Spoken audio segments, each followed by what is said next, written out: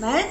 Quando o pai ele compra material escolar que a escola não usa, o filho não usa de jeito nenhum. E aí vem aquele argumento, mas ele não usa porque ele não acompanha. Ele não usa, a criança está no terceiro ano, mas ele não sabe ler de jeito nenhum. Ele tem autismo, mas todo dia vem na agenda, página 25, página 26, 25, 26, 27. Vem lá, aí a criança traz, ou a pai olha, a mãe olha, né? Ou lá no reforço, seja lá onde ele faz, aí olha, abre a página e tem lá um texto sobre os seres vivos, onde tem que ler, tem que interpretar, tem que escrever. E aí o pai olha e diz, como é que ele vai fazer essa tarefa aqui? Tem aqui, como que ele vai escrever sobre esses animais? Como é que ele vai dar opinião aqui sobre esses animais? Tem lá a gramática, e a gramática tem lá para poder acentuar as palavras, construir, dizer ortograficamente, mas aquele menino está no terceiro ano, ele tem autismo, mas ele não tem aquele desenvolvimento. Aí tem o livro de geografia, de história, de inglês, de espanhol, os paradidáticos, o pai compra toda aquela parafernália, aquela lista de material todinha, né? Aquele monte de material, gasta aí um absurdo, né? Eu tô falando de uma escola particular. E aí, né? O que fazer com todo esse material que não é utilizado pelo aluno? Às vezes vem uma folha para ele pintar uma cabeça grande, tô usando de forma até irônica, tá? Mas muitas vezes é o que acontece, a escola imprime lá uma imagem, manda para casa para pintar, manda alguma coisinha bem simplesinha para fazer. E aí o livro indo para casa e a agenda acumulando lá as atividades. Muitas vezes os pais fazem pela criança, faz de qualquer jeito. Bem, a adaptação é para mudar essa realidade, tá? Então, o que o professor ele deve fazer? Também aqui, dentro da jornada, eu falei sobre o PDI. O PDI é um documento, né? É o plano individual aí dessa criança de desenvolvimento. Dentro desse plano, você estabelece quais são os objetivos que aquela criança tem que atingir. Por isso que a escola pode dispensar a família de comprar certos materiais, porque pode não entrar no objetivo daquela escola, tá? Ou naquela série, ou para aquela pessoa. Porque aqueles livros, vamos falar aqui do 5º ano, né? Aqueles objetivos podem não ser os objetivos para aquela criança com autismo. Porque como a legislação ela fala de qualidade e ela flexibiliza sobre o PDI, onde você pode pegar os objetivos que é preciso para aquela criança naquele momento, não necessariamente precise ser os mesmos objetivos das outras crianças, não, tá? Isso é adaptação. Se eu tenho 10 objetivos em língua portuguesa para aquele ano, para aquele 5º ano, eu posso pegar só 5 e trabalhar um cada mês. Isso é adaptação.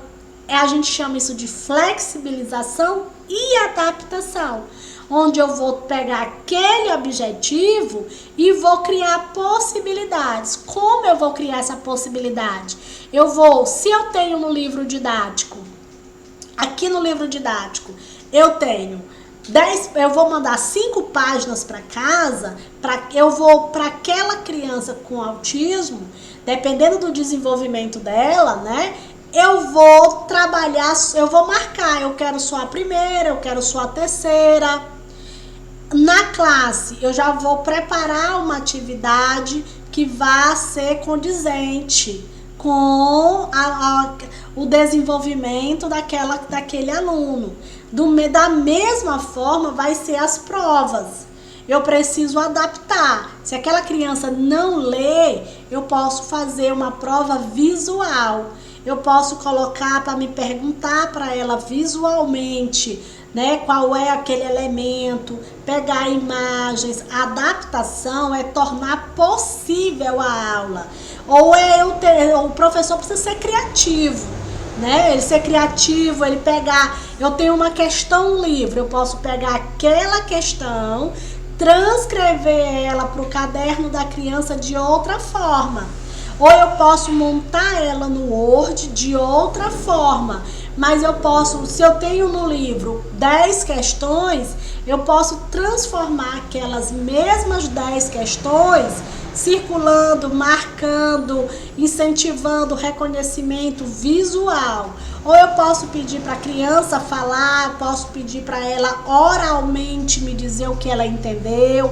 Então, a adaptação e a flexibilização, ela vai variar do tipo de deficiência, do grau, né, do autismo que essa pessoa tem.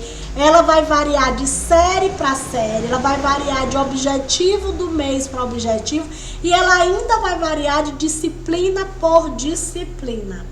O correto é ter adaptação e flexibilização do currículo todo, tá? Do currículo todo. Inclusive, a orientação é que se eu tenho uma escola, essa escola precisa ter metodologia para esses professores.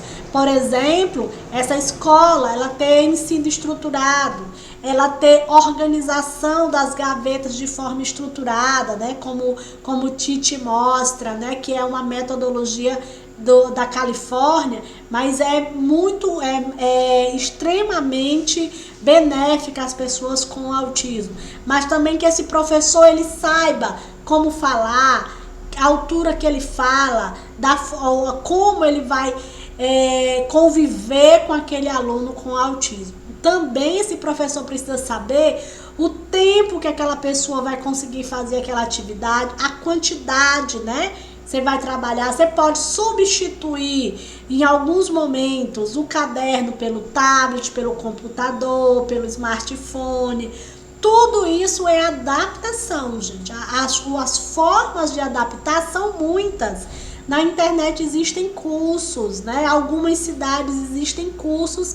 Tem alguns profissionais que fazem disso até uma renda extra, né? Que é aí adaptando materiais. E qual é o benefício, gente, dessa adaptação? Primeiro, ela possibilita o aluno a compreender o assunto acadêmico. Aluno que diz que está matriculado e passa o dia todo rodando dentro da escola, aluno que está ali dentro da sala de aula, mas não está participando das atividades, ele não está incluso. Ele está dentro da escola, mas ele não tem um trabalho de inclusão, tá? O aluno precisa compreender o assunto que está sendo trabalhado pelo professor. Oportunizar a inclusão dentro e fora da sala de aula, porque a tarefa vai para casa, a tarefa vai para o reforço, né? Então é dentro e fora da sala de aula a adaptação. Potencializar o desenvolvimento das habilidades do aluno. Então essa atividade ela é potencializada. Então, se eu não mandar uma tarefa para casa ou mandar uma tarefa para casa que aquela criança não vai conseguir, né? E a adaptação a gente não faz só para criança com autismo, a gente faz para criança com dislexia, a gente faz para criança com TDAH, a gente faz para qualquer criança com dificuldade ou com necessidade, gente. Adaptação, a lei permite que a escola faça adaptações, tá? Para o benefício do aluno. Não é para facilitar no sentido de deixar mais fácil, é para possibilitar, trazer possibilidades, né? Criar, construir possibilidades. Gente, para concluir esse momento de discussão sobre adaptação e flexibilização e o mediador, eu trago aí essa imagem, gente, e vejam que a palavra inclusão, ela tá aí desconstruída, né? De propósito, né? Para quê? Para dizer para vocês que o mediador, a flexibilização, a adaptação, elas são peças que vão se encaixando e juntas elas vão formando inclusão. Inclusão não existe sem respeito, inclusão não existe sem colaboração, inclusão não existe sem união. tá? Até botei união aí 2 vezes, mas eu acho que eu ia escrever outra coisa, tá bom? Então, cada peça deste quebra-cabeça, né, faz parte, estão juntos. Se você tem um mediador que não se une com o professor, se você tem um mediador que não tem uma boa convivência com seu professor, ele pode ser caro o que você estiver pagando, não vai ter resultado. Se você tem um mediador que quer estar à frente do professor, também não vai funcionar, porque isso vai causar desavenças e brigas entre eles, tá? O processo de construção, ele é um quebra-cabeça mesmo. Ele é uma construção. Todos têm a sua parte. Todos têm o seu papel. Dentro desse processo, a escola tem o seu papel, né? Todo mundo tem o seu papel, gente. E é dentro dessa construção, do que é inclusão, todos nós temos que ter consciência que cabe cada um ter respeito à dignidade. O aluno é o mais importante ali. Às vezes a gente vê muitos brigos de ego. Pais que brigam com a escola que brigam com pais, professores que brigam com mediadores, mediadores que brigam com a família. E no meio dessa confusão e dessas desavenças está o aluno. E que muitas vezes ele está passando. E eu digo para vocês, ele não está aprendendo. E a coisa que mais me angustiava como professora de ensino básico, que eu fui durante 20 anos, professora de educação básica, eu estive em salas de educação infantil, eu estive em sala de ensino fundamental público e privado. Então, se tem uma coisa que eu conheço é realidade de sala de aula. E a coisa que mais me angustiava era eu escutar de profissionais da educação e dizer assim, eu não vou ficar doida, eu não vou perder minha cabeça com isso não. Cansei de ouvir de colegas que diziam assim, Jason, tu é muito estressada. Ave Maria, tu estressa a escola, tu estressa a coordenação, porque eu queria ver resultado, porque eu questionava por que os meus alunos não aprendiam. Quantas vezes eu escutei da minha coordenação dizer assim, não se preocupa não, que ele tem deficiência, está passado. E eu questionava, onde é que está essa lei, minha gente, que diz que esse aluno está passado? Essa lei não existe. Inclusive eu pesquisei se existia a lei, se na lei dizia que a criança com deficiência não podia ser reprovada. Não estou aqui defendendo reprovação, é a segunda vez que eu falo numa palestra na jornada. Eu não defendo reprovação, mas eu também não vou defender que a criança seja passada, empurrada para frente, sem aprendizagem. A função da escola é trabalhar aprendizagens, convivências, socializações.